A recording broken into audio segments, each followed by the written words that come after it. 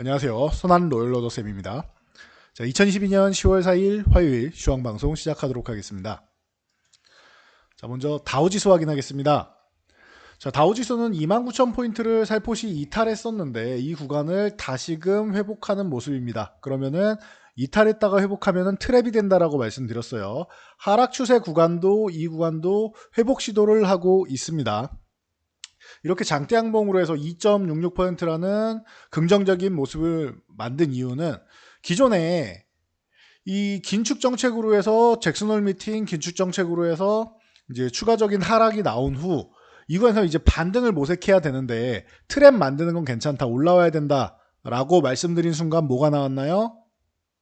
영국의 감세안이 나왔죠. 그러면서 이탈리아를 비롯해서 유럽 쪽이 굉장히 리스크가 커지고 있다라고 하면서 문제가 됐습니다. 자, 이 감세 법안 열흘 만에 영국에서 철회를 했습니다. 우리가 무리를 한 것 같다라고 하면서 이제 철회를 하면서 시장이 반등이 나오고 있는 것입니다. 그냥 제자리 찾아가게 하는 거죠. 추가적으로 더 밀린 거는 억울하지만 제자리를 찾아간다라고 하면은 괜찮은 거죠. 반등이 세게 나오는 것 아주 좋습니다. 그래서 뭐 1차적으로 뭐 하루 올라온 거에 좋아할 수는 없겠지만 연속적으로 해서 강한 반등이 나오고 제자리 원래 갈 자리를 찾아간다라고 하면은 그러면은 또한 나쁘지 않을 수 있다. 이렇게 하락 추세를 그리고 있었는데 이 상단도 돌파 시도를 하고 넘어가 준다라고 하면 이 상단만 넘어가 주면은 오히려 지금 구간은 반등을 또 강하게 볼 수 있는 구간이 됩니다. 지난주에 수급적으로 말씀을 드렸었는데 자 보시면 우리나라도 이제 반등할 타이밍만 남았다. 주식 매수하는 거 좋다. 근데 주식 매수보다 지금 중요한 건 뭐다? 선물옵션 동향이다. 이제 만기일이 다음 주 목요일인데 얼마 안 남았다.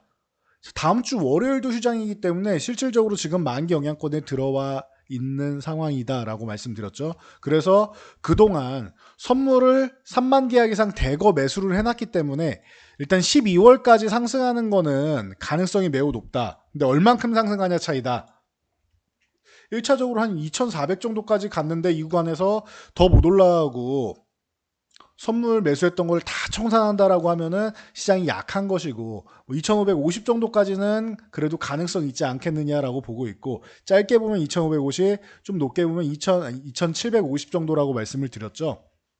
그래서 짧게 보면은 최소한 2,550, 2,750까지는 가능성을 열어두고 보겠다 말씀을 드렸는데 일단은 반등이 나오기 시작한 거 양호하다. 그리고 선물 3만 계약 이상 매수한 거 유지되고 있는 거 아주 긍정적이고요. 그리고 옵션 동향이 중요하다. 왜? 다음 주는 옵션 만기일이고 선물은 사실 12월 두 번째 목요일까지만 올라가면 되기 때문에 지금 막 올라가지 않아도 크게 뭐 문제는 없어요. 선물 같은 경우는. 지금 매집해 놓은 게 12월 안에만 가면 됩니다. 10월 중순에 가던 11월에 가던 상관이 없어요. 12월 중순 전까지만 가면 됩니다. 그런데 옵션은 다음 주가 끝이다. 만기일이다. 말씀드렸죠. 자, 일단 풋옵션 매도 때문에라도 최소한의 반등은 나온다. 어디까지? 2200 위쪽 현재 지수권까지는 기본적으로 반등이 나온다. 지난주에 대량 매도한 포지션이 이 구간을 이탈하면은 대규모 손실로 다가오기 때문에 여기까지는 올라오는 것이고 그리고 그 전에 만기일 이후에 매집해 놓던 이 대량 매도 포지션 같은 경우에는 풋옵션 같은 경우에는 이 개파락 떨어진 구간 있죠. 이 구간 정도까지는 올라올 수 있다. 그러면은 2200 뭐 한 70에서 90포인트 사이 정도, 요 정도 사이가 됩니다. 이게 정확하지 않은 이유가 코스피 200 지수 기준인데 우리가 지금 종합지수로 봐야지 여러분들이 이해가 편하시겠죠. 그래서 이 정도 사이 구간을 보여드리는 겁니다. 2270에서 90까지는 일단은 와야 외국인들이 손실을 덜 본다예요. 물론 다른 부분에서 수익을 본 부분이 있지만 풋옵션 대량 매도한 부분에서 굳이 손실을 볼 필요는 없겠죠, 외국인들이. 그럼 만기일까지 이 정도는 한번 들어줄 수 있다는 거죠. 2270에서 90. 여기서 더 올라가는 건 플러스 알파 요인인데 그러기 위해서 필요한 것보다 마지막 퍼즐이 콜옵션 매수다라고 말씀드렸는데 지난주 후반부터 콜옵션 매수가 강하게 들어오고 있습니다. 자, 기간으로 봐드릴게요. 최근에 만기일 이후에 어떤 상황이 벌어졌느냐. 자, 만기일부터 해가지고 외국인들은 지금 35,000 계약 가까이 선물을 매수하고 있다. 만기일부터예요. 그래서 35,000 계약 가까이 매수를 하고 있다라고 설명을 드렸고 자, 그리고 만기 이후에 풋옵션이 어떻게 됐느냐. 860억이나 매도가 나왔습니다. 어마어마한 수치의 매도예요. 이게 여러분들이 이게 큰 거야 작은 거야 생각할 수 있는데 어마어마한 매도가 나온 겁니다. 내려가면은 외국인들이 정말 천문학적인 금액을 물어줘야 되는 상황이에요. 그렇기 때문에 추가적으로 내려가기가 어렵다. 풋옵션 이게 다 청산 나오지 않는 이상 어렵다라고 말씀을 드렸죠. 기술적 반등은 나온다. 그리고 중요한 게 마지막 퍼즐로 콜옵션 매수가 들어와야 된다. 왜? 콜옵션도 매도 우위였기 때문에 이 부분에 대해서 매수를 조금 들어와 줘가지고 반등했을 때 수익 보는 것도 만들어야 된다라고 말씀을 드렸습니다. 자, 그래서 마지막 퍼즐입니다라고 했는데 지난주에 아주 잘해줬습니다. 그리고 오늘도 62억이나 매수를 했죠. 그러면서 콜옵션도 위에 매도해놨던 거는 수익을 받지만 매수해놨던 거는 손실이었죠. 일부 손실 났던 거를 이번에 반등 구간에서 채워 넣을 수 있는 구간이 됐다. 수익률을 보충할 수 있는 기회가 됐다. 만약에 여기서 생각보다 더 강하게 2300까지도 넘어가거나 한다라고 하면은 돌파 시도 정도 나온다라고 하면 이 콜옵션 매수 최근에 한 것으로 또 천문학적인 금액의 수익이 발생할 수 있습니다. 그러니까 외국인들은 내려갈 때 수익을 일부 봐놓고 이 구간에서 반등만 시켜놓으면은 밑에서 안착되면 안 돼요. 이 구간 정도까지만 올라와도 2200 한 중후반 정도까지만 올라와도 천문학적인 금액의 수익을 볼 수 있다. 그렇기 때문에 반등이 나와야 된다라고 말씀드린 겁니다.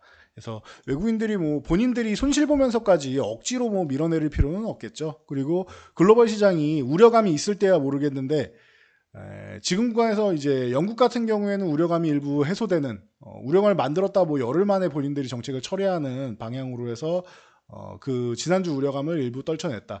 푸틴 핵 같은 경우는 그거는 우리가 예견할 만한 상황은 아니죠. 푸틴이 변덕으로 인해서 움직이는 건데 전쟁은 유지해도 핵을 특별히 엄청난 도발 없이 갑작스럽게 핵을 쏘기에는 사실 쉽지는 않다. 핵은 승자가 없는 전쟁이라는 거 푸틴도 그 정도는 잘 알고 있습니다. 바보가 아닙니다, 푸틴이. 그렇기 때문에 북한처럼 모두가 먹고 살기 힘들어라는 수준이 아니에요, 러시아는. 그래도 먹고는 살아요, 러시아는. 예. 북한처럼 굉장히 어렵게 흘러가는 먹고 사는 게 힘들 정도의 국가까지는 아니지 않습니까, 러시아가. 그러니까 에너지라는 자원이 있고요. 그래서 러시아가 그 정도까지로 이제 궁지에 몰린 수준은 아니다 정도로 생각하시면 될 것 같아요. 너무 궁지에 몰아가지고 핵전쟁이 나오지만 않는다라고 하면은 이 부분도 적절히 이제 인플레이션 부분만 완화되면은 이 1달러기 되면서 반등 구간은 만든다. 반등이 어디까지 나오느냐, 그리고 그 후에 경기가 생각보다 침체가 깊어지지 않는다라고 하면은 오히려 시장은 또 회복될 수 있다 정도로 보시면 됩니다. 침체가 지금 반영되고 있는 거니까요. 자, 오늘 코스피, 코스닥 굉장히 강력한 반등을 보였습니다. 자, 특정 섹터를 논하기보다는 전체적으로 그냥 반등이 나왔다고 생각하시면 될 것 같아요. 자, 삼성전자 그동안 약했던 부분에 대한 울분을 토해내듯이 4%가 올랐습니다. 자, 여러 가지 이슈가 있었죠. 삼성전자가 이제 2027년에 1.4나노 공정을 양산하겠다라고 발표했습니다. 1.4나노예요. 14나노도 아니고 어마어마한 기술력을 발표하면서 3나노부터 해가지고는 TSMC랑 엎치락뒤치락 하고 있죠. 3나노는 삼성전자가 조금 앞서는 거 아니냐라는 얘기가 나오고 2나노 쪽에서는 또 TSMC가 조금 더 앞서는 거 아니냐라는 얘기가 나오고 있죠. 그런 상황에서 1.4나노는 삼성전자가 먼저 발표를 했습니다. 여기에 손정희 소프트뱅크 회장이 10월 1일 방한을 했습니다. 이번 주 안에 만나서 전략적 재우던 아니면은 이제 손정희 회장이 지금 자금이 좀 급한 상황이죠. 그러다 보니까 이제 ARM 인수에 대한 논의 이 부분이 또 이루어질 수 있다라는 기대감이 나오고 있습니다. 그래서 삼성전자, 하이닉스 이런 기본적인 IT 투톱을 비롯해서 DB하이텍이라던가 그리고 LX세미콘 이런 과하게 밀렸던 종목들 전체적으로 다 밀렸으니까요. 이런 종목들 전체적으로 다 강하게 상승이 나왔습니다. LX세미콘 같은 경우는 애플 벤더에 이제 포함이 됐다라고 얘기가 나오면서 또 이제 추가적인 이슈가 있었고요. 한미반도체나 하나마이크론 그리고 SNS텍 같은 경우 EUV 공정 쪽으로 해서 블랭크 마스크랑 펠리클 쪽으로 이제 긍정적인 이슈가 내년부터 또 발휘가 될 수 있죠. 그래서 내년이 SNS텍은 또 제2의 도약기가 될 수 있습니다. 그리고 AD 테크놀로지 같은 경우도 최근에 반등이 세게 나왔었는데 이번 ARM 인수전 얘기가 나오면서 펩과 파운드를 연결해준 이 칩리스 디자인하우스의 이제 삼성의 거래처인 AD 테크놀로지가 다시 한번 뭐 얘기가 나오고 있고요. 최근에 다 좀 억울하게 좀 많이 밀렸던 종목들이 아닌가 싶습니다. 워닝 머티리얼즈 같은 경우도 바닥권에서 이제 뭐 심차게 치고 올라오기 시작하고 있고, 가온칩스 같은 경우가 기존부터 이제 삼성이 이제 ARM 인수하면은 M&A를 하게 되면은 긍정적인 이슈가 나오지 않겠느냐라고 하면서 올랐었는데 다시 한번 주가 회복을 노리고 있습니다. 이런 종목들이 움직이고 있고, 자, 이제 인텔의 이제 자율주행자 회사죠. 인수했던 모비라이가 이제 IPO를 신청한다라고 합니다. 그러면서 이제 자율주행 테마가 좀 움직였는데, 라닉스가 상한가에 진입했고, 칩셋 미디어 유심히 보세요 말씀드렸는데, 칩셋 미디어가 오늘 이제 뭐 상한가 들어갈 뻔했습니다. 예, 들어갔다가 풀렸는데, 칩셋 미디어 그리고 모바일 어플라이언스 이런 종목들이 가장 뭐 기본적인 구간이다라는 거 항상 말씀드리고 있죠. 거기에 뭐 인포뱅크라던가 이런 종목들이 좀 엮였는데 이거 참고 정도 하시고요. 자, 그렇다라고 하면 칩셋 미디어의 모회사죠. 텔레칩스 같은 경우도 함께 여러분들 보셔야 하고, NCN이랑 지난번에도 말씀드렸죠. NCN이랑 넥스트 칩을 같이 보셔야 됩니다라고 했는데, 이 넥스트 칩 뭐 크게 오늘 오른 게 없어요. 기술적 반등은 나왔는데 넥스트 칩도 한번 여러분들이 보실 만합니다. 텔레칩스, NCN, 넥스트 칩 이런 쪽을 순환매 동향으로 한번 노려보실 만하지 않나 싶습니다. 자, 그리고 현대차 그룹도 미국 판매 호조다라고 얘기가 나오고 있는데, 뭐 현대차, 뭐 기아, 뭐 이런 쪽 다 기술적 반등이라고 생각하시면 돼요. 지금 구간은 뭐 과하게 밀렸기 때문에 기술적 반등 나온 게 아주 당연하고 자연스러운 것이다 라고 생각하시면 되고, 그러면서 그래도 판매 호조라고 하니까 현대 위아나 현대 모비스 같은 경우 같이 움직이겠죠. 자, 그러면 부품사들 봐야겠죠. SL, 그렇죠. 강한 종목으로 볼 때는 SL 보시면 됩니다 라고 했는데 31,500원 거의 다 왔죠. 그럼 이런 구간에서는 계속 뭐 여러분들이 모아갈 수 있는 구간이다 보시면 되고, 화신도 마찬가지입니다. 화신 또한 이 기존에 강했던 구간을 이제 최근에 시장 영향력으로 해서 이탈해서 내려와 있는데, 화신 같은 경우도 모아갈 수 있는 구간이다. SL이 조금 더 주가 레벨은 높죠. 화신은 지금 241선까지 이탈돼 있고, 이제 SL 같은 경우는 그래도 31,500원 가격 지지선이라도 유지해주고 있고, 121선, 241선 장기 평선 같은 경우는 그래도 유지를 해주고 있기 때문에 61선만 올라타준다라고 하면 다시 한번 추세는 만들 수 있습니다. 그래서 정배열 확정형 구간에서 한번 조정을 강하게 받은 수준이다라고 생각하시면은, SL은 다시 한번 뭐 V자 반등은 아니어도 이렇게 올라오면서 이중바닥, 삼중바닥, 다중바닥 그리면서 추세적으로 다시 올라갈 가능성도 높지 않나라고 보고 있습니다. 참고하시고요. 그리고 이건 강했던 종목들이고, 좀 바닥권에서 올라오는 종목들은 성우하이텍 많이 말씀드렸는데, 성우하이텍 뭐 전통적인 종목이죠. 그래서 올라왔다가 추가적으로 못 올라가고 급락이 나왔는데 다시금 뭐 반등 구간 만들면 되겠죠. 그리고 아진산업이나 세종공업, 세종공업 이런 종목들도 예쁘게 올라왔다가 밀려 내려온 모습입니다. 세종공업은 그래도 전저점을 이탈했으니까 조금 안타까운 일이고, 성우하이텍이나 아진산업은 전저점 부근까지 내려왔으니 가격적으로 메리트가 다시 한번 발생을 했다 보시면 되고요. 자, LG에너지솔루션을 비롯해서 2차전지 관련주들도 전체적으로 뭐 강력한 모습을 보이고 있습니다. 그래서 다들 뭐 이제 긍정적인 모습을 보이고 있다라고 생각하시면 될 것 같고, 그리고 뭐 이 중에서 뭐 미래나노텍 같은 경우는 기존에도 뭐 강했다라고 계속 말씀을 드리고 있는데, 미래나노텍, 나노신소재 뭐 이런 종목들 뭐 유심히 꾸준히 볼만하고, 그리고 뭐야 포스코케미칼, LNF, 에코프로비엠 이런 양극재 쪽, 포스코케미칼은 음극재도 역시나 좋은 종목이죠. 뭐 이런 종목들, 그리고 대보마그네틱 뭐 같은 뭐 이런 뭐 기계 쪽 관련 쪽이나 아니면은 CIS 같은 전고체 관련 쪽 전체적으로 밀린 종목들이 강하게 지금 튀어오르기 시작하고 있습니다. 나 억울해요라고 얘기하듯이 올라오고 있으니까 참고하시면 될 것 같습니다. 기술적 반등이라고 보시면 되고요. 대우조선해양 같은 경우는 이제 LNG선 공급 계약을 또 대규모로 수주를 하고 있습니다. 최근에 M&A 이슈로 해서 한번 올랐다가 밀렸는데, 지금 구간은 그래도 또 가격 메리트가 생기는 구간이죠. 이쪽에서 대장주라고 하면은 조선주는 현대미포조선이다라고 꾸준히 말씀을 드렸는데, 현대미포조선 크게 죽지 않고 조정받는 구간에서 거의 뭐 박스권 흐름 정도로 잘 움직이고 있습니다. 11만원 유지해주는지 잘 보시고, 11만원 유지해준다라고 하면 추가적으로 또 움직일 수 있는, 추세적으로 움직일 수 있는 종목이다. 그 외에 뭐 성광밴드라던가 이런 조선 기자재 피팅 업체들 항상 많이 말씀드리죠. 조선 이 성광밴드, 하이로코리아, 그리고 뭐 S&T 중공업이라던가 뭐 한국카본 이런 종목들 전체적으로 순환매 보시면서 같이 보시면 될 것 같고요. 뭐 그 뒤에 뭐 동성하이텍도 있고 뭐 태광도 있고 많죠. 그래서 조정기자재도 함께 볼만하다 보시면 되고.